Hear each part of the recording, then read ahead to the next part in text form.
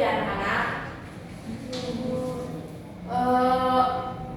Salsa hadir, Reva hadir, Basira hadir, Salwa hadir. Baik, hadir semua ya anak-anak. Ya, Bu. Oke, nah pada pembelajaran hari ini kita akan belajar mengidentifikasi nilai-nilai cerita rakyat atau hikayat. Ada salah satu gambar ini, ada yang mau menyebutkan di gambar itu ada apa saja sih? Udah, Bu. Kerajaan, Bu. Baik, kerajaan, terus ada Raja. Nah, menurut kalian gambar ini itu menggambarkan kehidupan masa sekarang atau masa lampau? Masa lampau. Nah, cerita yang berlatar masa lampau itu biasanya apa saja, yuk? Ada cerita kerajaan Sinuang. Cerita rakyat ya. Ya. Oke, nah salah satu cerita rakyat ini salah satunya adalah hikayat. Nah, sebelum ibu mau menjelaskan hikayat, ibu mau menjelaskan tujuan pembelajaran hari ini terlebih dahulu. Nah, tujuan pembelajaran hari ini yaitu siswa dapat menjelaskan pengertian hikayat dengan tepat, mengidentifikasi unsur intrinsik dalam teks hikayat, lalu mengidentifikasi nilai yang terkandung dalam hikayat. Ada nilai moral, agama, sosial, dan budaya. Next. Nah, sebelumnya ibu mau menjelaskan pengertian dari cerita rakyat terlebih dahulu. Nah, pada cerita rakyat itu cerita yang berisi ekspresi budaya masyarakat yang berkaitan dengan adat istiadat, agama, dan kepercayaan, berkembang secara lisan dan diwariskan secara turun-temurun. Nah, bentuk cerita rakyat itu ada beberapa jenis, ada legenda, mite, fabel, sage, dan hikayat yang hari ini akan kita pelajari. Oke, nah pengertian hikayat. Hikayat adalah karya sastra lama berbentuk prosa, mengisahkan sejarah, pahlawanan, dan kehidupan bangsawan atau kerajaan. Umumnya menggunakan bahasa Melayu lama yang berfungsi sebagai media pendidikan, hiburan, dan pembangkit semangat. Oke. Selanjutnya. Nah, ciri-ciri hikayat. Ciri-cirinya yaitu ada berlatar kehidupan kerajaan atau tokoh bangsawan, menggunakan bahasa Melayu klasik, misalnya baginda, hulu balang, tita. Nah, selanjutnya ada bersifat anonim, pengarang tidak diketahui. Lalu ada mengandung nilai atau amanat kehidupan, dan yang terakhir ada sering mengandung hal-hal luar biasa atau kemustahilan. Oke, ada yang mau ditanyakan sebelum lanjut ke yang lain? Tidak, Bu. Selanjutnya pada hikayat itu ada unsur intrinsik hikayat.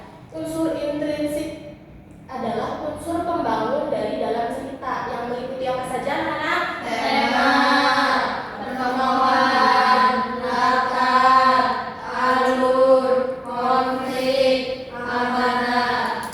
Nah, selanjutnya kita mulai dari tema. Tema adalah ide atau gagasan utama dalam cerita. Tema diketahui setelah membaca keseluruhan cerita. Contohnya, tema hikayat itu ada petualangan, kepahlawanan, dan kesetiaan. Selanjutnya, selanjutnya itu penokohan. Nah, pada penokohan itu penciptaan citra tokoh dalam suatu cerita yang berhubungan pembentukan watak atau karakter tokoh seperti protagonis dan antagonis. Selanjutnya ada latar. Nah, pada latar itu keterangan waktu atau tempat dan suasana. Contohnya latar tempat yaitu ada hutan, istana, dan desa.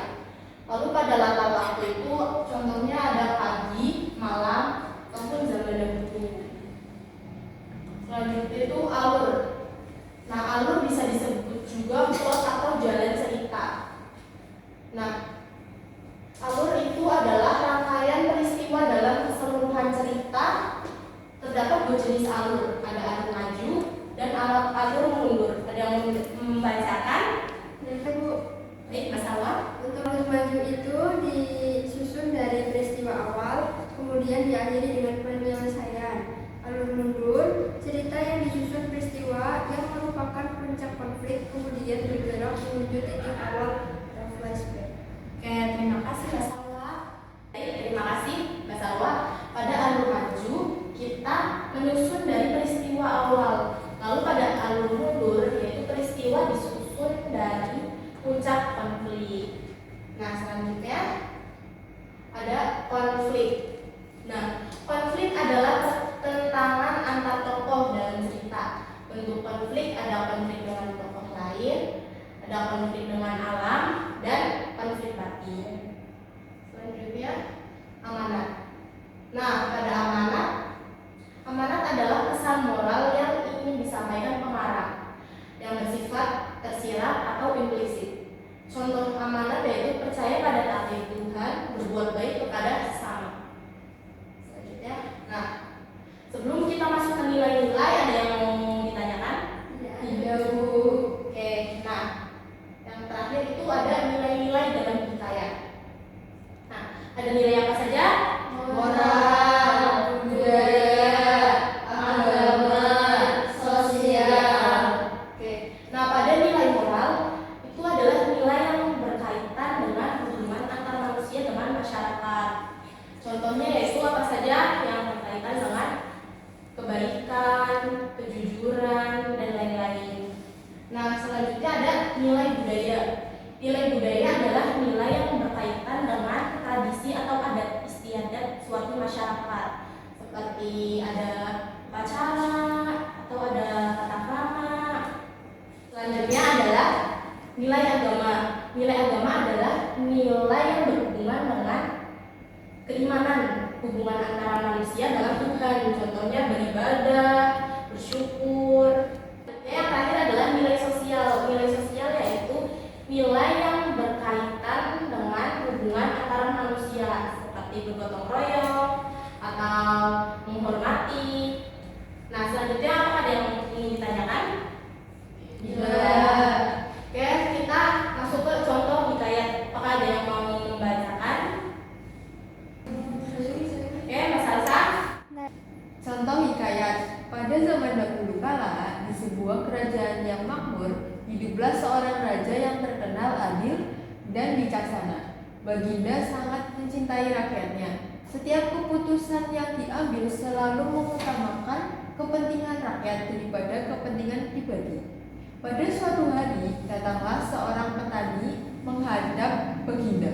Petani itu mengadukan bahwa sawahnya rusak akibat banjir, sehingga keluarganya kesulitan memperoleh makanan. Mendengar hal itu, Baginda segera memerintahkan para hulu balang dan para menteri untuk membantu rakyat memperbaiki saluran air serta membagikan persediaan makanan dari lumbung kerajaan. Para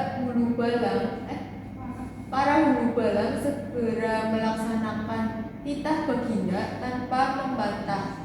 Seluruh rakyat pun bergotong royong memperbaiki tanggul yang jebol. Sebelum pekerjaan dimulai, Baginda mengajak seluruh rakyat memanjatkan doa kepada Tuhan Yang Maha Esa agar diberikan keselamatan dan kemudahan.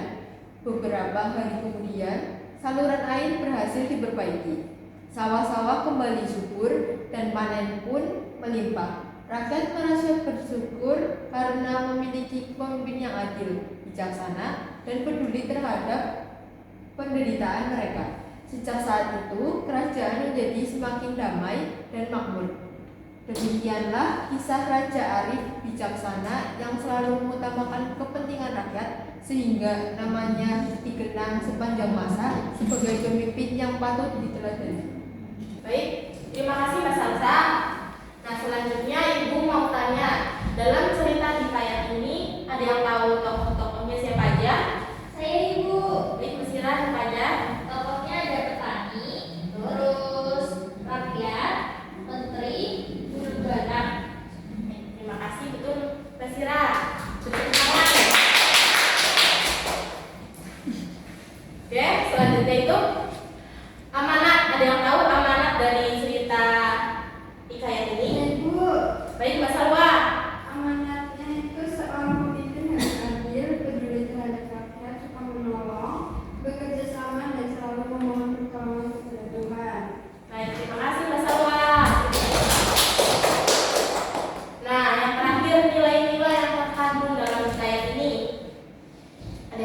menjawab?